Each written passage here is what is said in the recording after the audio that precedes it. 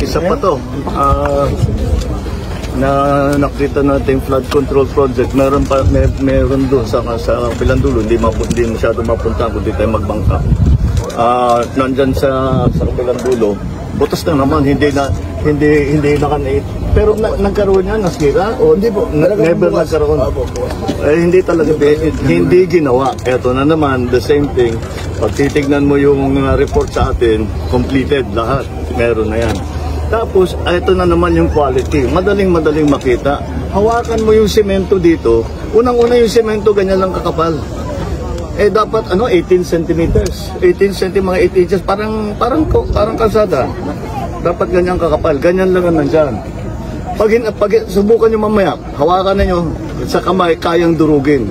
Malabnaw yung semento na ginamit. Nagtipid sa semento, nagtipid sa... Tapos, meron dapat desiltation. Dapat doon na naman sa kontrata, desiltation, dredging, completed.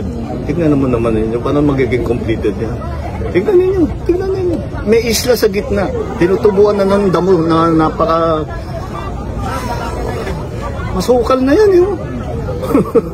Ibig sabihin, matagal na silang hindi nagde-dredge. Although sa report namin, nagde-dredge sila. Ayan na naman. Para hahanapin natin yung sinong responsible dito sa gobyerno, sa private. At kailangan managot sila dito sa kanilang ginawa. Managot sila, huwag sila managot sa akin. Managot sila dito sa mga tao dito. Yung mga kahirapan na dinala nila sa mga buhay nila.